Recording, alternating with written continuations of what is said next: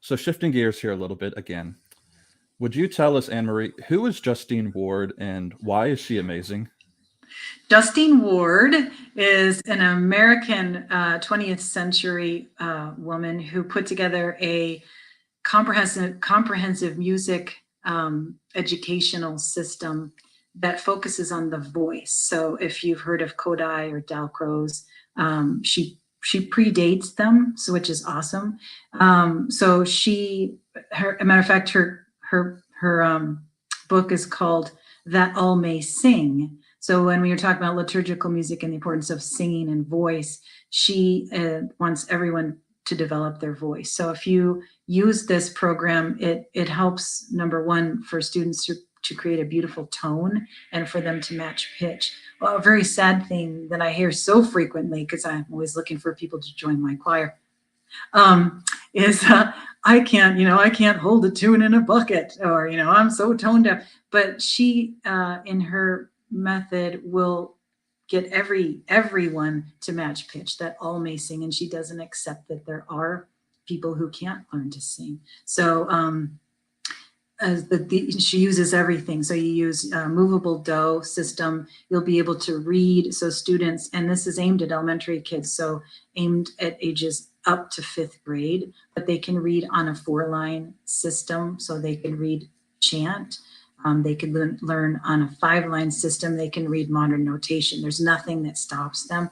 They can, so they solfege, they sing everything, they compose little pieces. There's little dances, there's rhythm, everything is comprehensive and fun. I mean, these children just love it. I'm able to use it at the parish for the children's choir, and it's the most rewarding, so rewarding for me and for them. So I can't speak highly enough about her. We should be promoting this not just in Catholic schools, but public schools. When a child comes to me and they're in the high school years, well, I never learned to read music. Well, how's that? It's like, that's a requirement of our school system. So anyway, Justine Ward, the Ward method is what it's called, and I can't speak highly enough about it. It's a gold mine. Yeah, Isaac Newton once said that if I've seen further than anyone else, it's because we stand on the shoulders of giants. Yes. And she is definitely a giant. I'm kind of in awe of what she managed to do. Do you know off the top of your head, did she have any precedent, or did she kind of build from scratch her curriculum? She used vocal teachers and vocal technique, and she would go visit them. So she visited, she went to Salem. She spent time there, and then there was other people. So she took their ideas and put them together. And Montessori, so Marie Montessori, so they understand the human person and education, and the child and education of the child. So yeah, she borrowed from everywhere, but put it together. It's just such a great way. And it wasn't designed originally just for music teachers. So obviously I can study this, get it, and use it, but it was for the classroom teacher. Mm-hmm. So you can figure this out and put it in your daily routine, a 20-minute lesson. And that's what should be in schools. It shouldn't be a once a week, I go to music as an extra, that's my special. No, music should be a part of every child's school day. So I didn't realize she went through Salem. Now, did she? I guess in her time, who was it Dom Prosper? There was the monk from Salem that did the Benedictine reforms of the liturgy with their famous chant, right? I mean, that was yes. So she said to them, well, if I'm not doing my chant right, then you show me. So she spent some time there listening to them.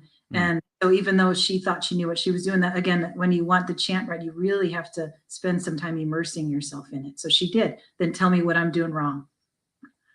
And I have seen, I can't say that I'm familiar enough with it to speak to it with any authority, but if I remember right, I've seen some clips of a classroom where a teacher was using the Ward method.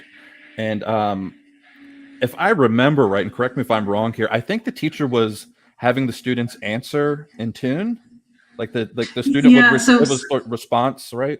Yeah, that's some of the things. So, your students are a little bit shy at first, but you might, as some of the beginning to get them to sing, as you call and answer. So, good morning, how are you? And you toss them the ball.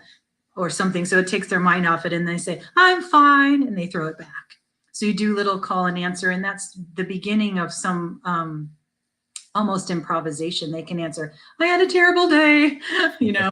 But the call and answer thing is always fun, you know, and some kids are hams and others are just shy, fine. And you just get them to use their voice. Now I have had like actually arguments with people before, and I didn't realize that. I mean, it makes sense based on what she did. That Ward believed that any child or any person for that matter, though when we get a little bit older, we get set in our ways. But for the very least, for a child, that anybody's capable of learning music if they. I don't believe in tone deaf, so I don't know. Do you ascribe to Ward there that anybody can learn this? I do. When I first took the course, that was one of the questions I asked the teacher, because I had, you know, I had heard a lot about Ward and knew of a lot of things, but the teacher said, we can get anyone to match pitch. And I was, wait, stop right there. Because I had taught for a lot, and I said, okay, so talk to me about this. And she said, when she first started doing Ward, it would take her until Christmas. And then by Christmas, every child in her class could match pitch. And then she said, as I got better and did it over the years, it takes her now less than a month, every child. Wow. Just stunning. But I mean, Shinichi Suzuki, right, of the Suzuki method, his motto was, you're never too old or too young to twinkle.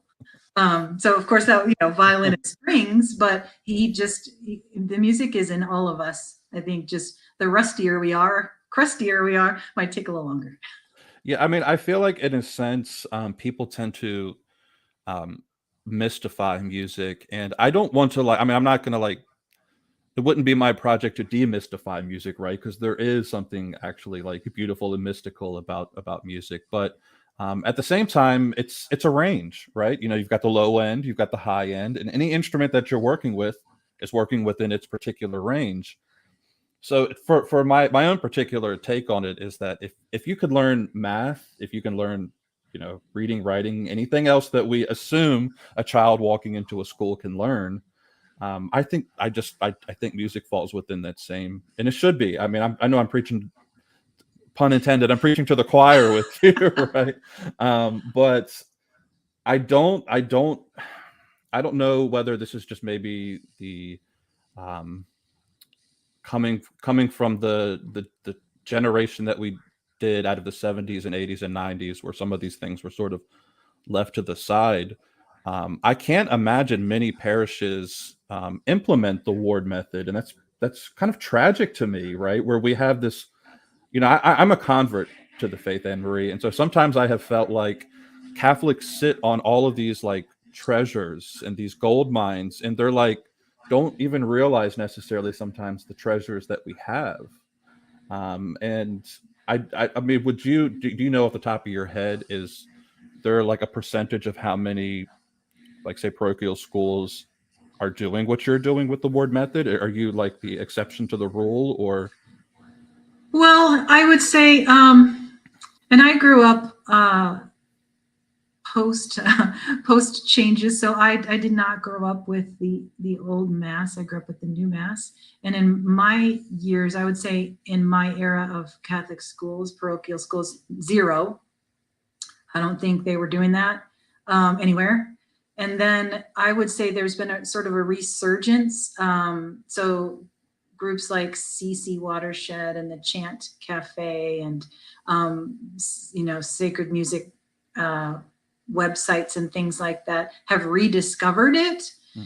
So in the last, I would say in the last maybe 10 to 20 years, and now you're seeing it come up in like schools that are charter schools, some Catholic schools. So more and more, it's still not, certainly not utilized as much as it should be, but you hear of it. So now, like, you know, I was speaking with a priest from another diocese, and he said, oh, the ward method. And he said, yes, we're using that both in the parish and the school. That totally unheard of, you know, when I was younger. Hmm. So it is rediscovered. And the, you know, things by word of mouth, and it's out of the mouths of those children. When people hear the sound that a ward choir presents, it just speaks. It's so beautiful that it brings people to tears when it's done right. So, you know, when people hear like, well, what are you doing? I use the word method. So it's spreading, certainly not fast enough, but it's out there. And I think with the internet and ways we can communicate, it's, you know, people can find out easier what it is and how to get there.